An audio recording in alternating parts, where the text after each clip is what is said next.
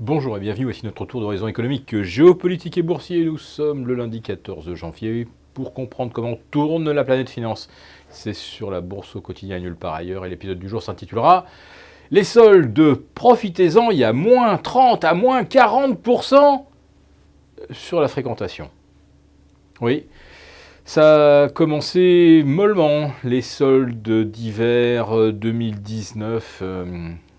Nous qui sommes implantés dans le cœur de la capitale, près du quartier des grands magasins, Galeries Lafayette, Printemps, Boucherères, près de la place de l'Opéra, eh bien, pour la première fois depuis peut-être une décennie, il n'y a pas de queue de touristes étrangers dans les corners des grandes marques françaises. Alors je vais peut-être en oublier, mais enfin, bien sûr, Hermès, LVMH, Gucci, Prada et autres, Lancel.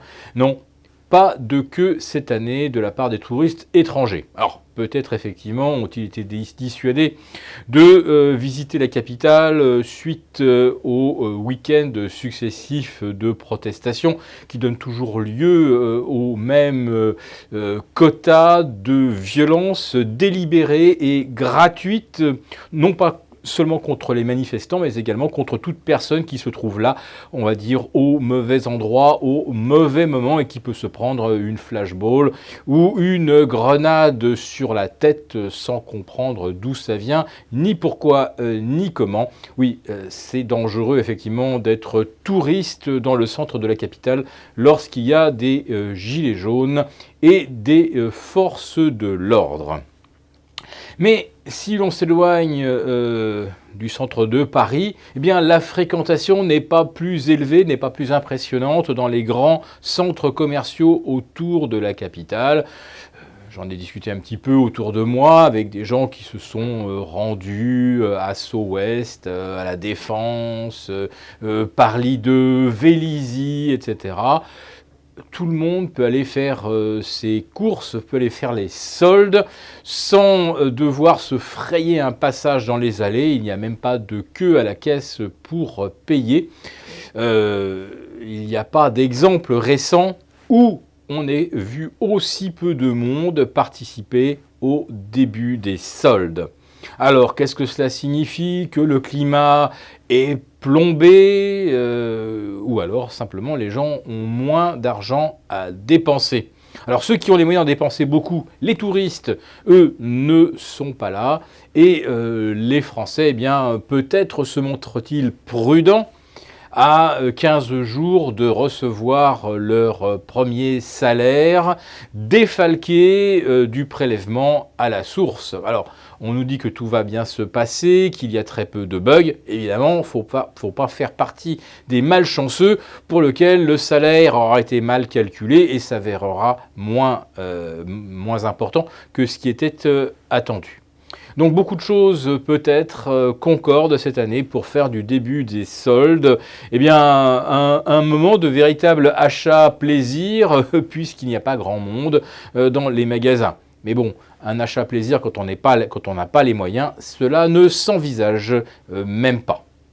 Aux États-Unis non plus, il y a beaucoup de gens qui ne participeront pas aux soldes cette année. Je pense naturellement aux fonctionnaires privés de leur paye depuis vendredi, puisque c'était la première fois que les fonctionnaires américains victimes du shutdown ne recevaient pas leur salaire. Ils l'avaient touché fin 2018, donc pour la première fois, ils n'ont pas touché d'argent. Alors il y a deux catégories de fonctionnaires aux États-Unis. Il y a ceux qui sont véritablement en chômage technique et en congé sans solde, qui eux, c'est de la perte sèche de revenus.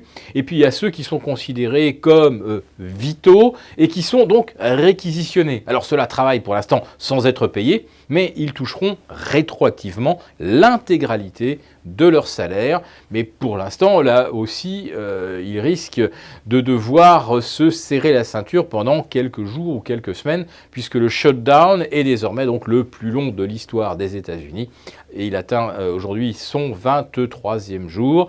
Et M. Trump ne veut toujours pas mettre en œuvre les mesures d'exception au titre de la sécurité nationale, ce qui lui permettrait d'obtenir le financement de son mur et donc de ne plus s'opposer à la signature du budget 2019, ce qui mettrait immédiatement un terme au shutdown. Non, M. Trump ne va pas le faire parce que ces procédures d'exception pour cause de sécurité nationale pourraient le mettre en difficulté sur le plan juridique et constitutionnel, alors que l'étau se resserre sur son entourage dans les enquêtes sur d'éventuels liens avec la Russie, voire peut-être l'entourage de Vladimir Poutine.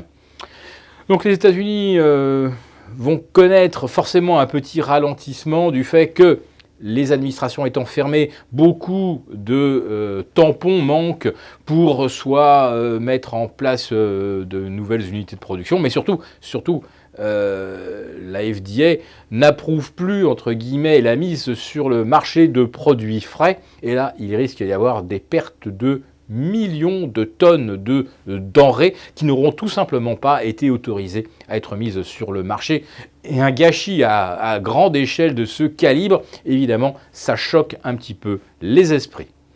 Donc, ralentissement aux États-Unis, ça c'est inévitable à court terme. En France, ce n'est pas la consommation qui va redonner du tonus à notre croissance en début d'année 2019.